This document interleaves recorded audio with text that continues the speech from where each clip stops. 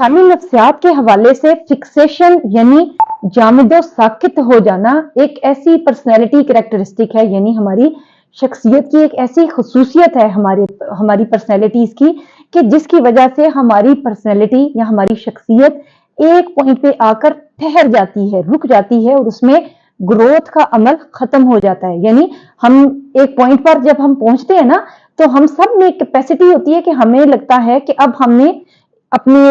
Mature level को achieve कर लिया है और अब हमें मजीद सीखने की जरूरत नहीं है या हमें सकत नहीं है। ये चीज फिक्सेशन कहलाती है। वो लोग जो बीमार हैं जहनी तौर पर, या जिनको हम समझते हैं कि वो कोई ऐसे काम कर रहे हैं कि जिसको सोसाइटी एक्सेप्ट नहीं करती है या हम एक्सेप्ट नहीं करते हैं, तो हम ये कहते हैं कि ये पर्सन अपनी किसी अर्ली स्टेज के ऊपर फिक्सेट हो चुका हुआ है, ये फिक्सेट हो गया, ये नहीं अब खेल सकता, ये अब मूव नहीं करेगा इस जगह से, वो मूव ऑन करना नहीं जानता, वो ग्रो करना नहीं जानता, वो आगे बढ़ना नहीं जानता।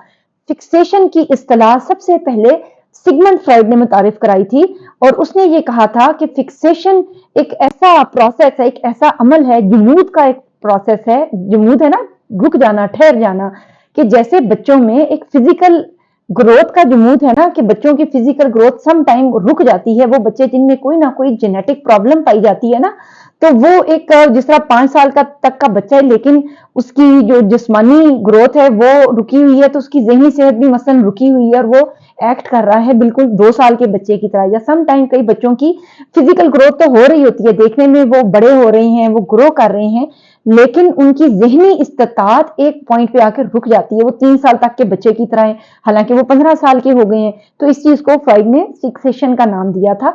ये तो एक ऐसी चीज थी कि जो स्पेशल बच्चों में है, लेकिन आम इंसानों में भी, हमारे और आपके अंदर भी ये जमूद की ताकत या जमूद की सलाहियत होती है कि हम किसी भी पॉइंट पे आकर रेजिस्ट करना शुरू कर देते हैं और हम किसी भी नई इंफॉर्मेशन को कैप्चर करना और उसके बारे में सीखना छोड़ देते हैं। हम कहते हैं हमें इसकी जरूरत नहीं है, या ये चीज हमारी शख्सियत के से कंपेटेबल नहीं है, या हमें ये नहीं सीखनी चाहिए। सिगमंड फ्राइड के बाद ट्रेट साइकोलॉजिस्ट वो साइकोलॉजिस्ट हैं जो ट्रेट यानी खसूसियत के ऊपर अहमियत देते हैं कि हमारी पर्सनैलिटी हमारी खसूसियात पर मुश्तमिल है। जैसी जैसी हमारे अंदर खसूसियात हैं वैसी ही शख्सियत के हम मालिक होंगे। ये दोनों बातें तो थी साइकोलॉजी के बैकग्राउंड से, और जैसा कि मैं आपको बता रही हूँ कि मैं कुरान पाक से ढूंढती हूँ कि ये जो डिफरेंट प्रिंसिपल्स हैं साइकोलॉजी के, इनके बारे में कुरान की तालीमात हमें क्या कहती हैं डायरेक्टली, और मुझे इसका आंसर मिला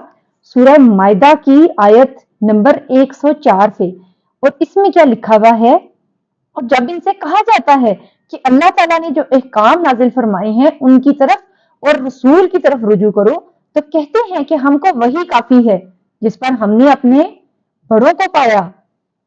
अगरचे उनके बड़े ना कुछ समझ रखते हो और ना हदायत रखते हो।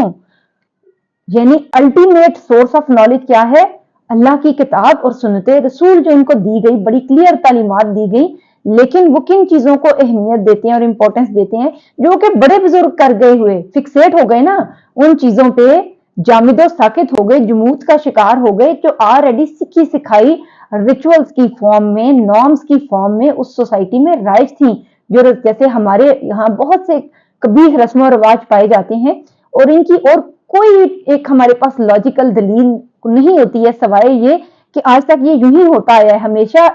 हमारे शादी ब्याह रस्म और रिवाज ऐसे ही होते आए हैं। हमारे यहाँ सारे मर्द थोड़े से वसीले होते हैं, हमारी औरतों को ऐसे ऐसे एक्ट करना चाहिए, और हम कोई नई चीज, नई टेक्नोलॉजी, नई इनोवेशन, नई इजादात से मुस्तफीद नहीं होना चाहते और रुक जाते हैं और वहीं ठहर जाते हैं। सबसे बड़ी चीज हम क्या कहते हैं, अगर ये ऐसा किया ना तो ये बेअदबी हो जाएगी, ये अब्बा जी की बेअदबी हो जाएगी, ये बुजुर्गों की तौहीन हो जाएगी, ये ऐसे लोगों की तौहीन हो जाएगी जिन्होंने हमें ये बताया हुआ है। बेसिकली इस आयत से हमें क्या जवाब मिलता है कि खुद को फिक्सेट नहीं करना, जमूद का शिकार नहीं होना और चलते रहना है। जब आपके पास वाज़ेह दलील लॉजिक के साथ आती है तो उसको एक्सेप्ट करना है, अकल और शऊर से काम लेना है, अपने आप को एक एवेल्युएटिव फेज में डालना है, उसके ऊपर तदब्बर करना है। बहुत सी आयात गौर व फिक्र करने के बारे में है, क्योंकि जब हम तदब्बर करेंगे तो तदब्बर का रास्ता जमूद के रास्ते को काट डालता है।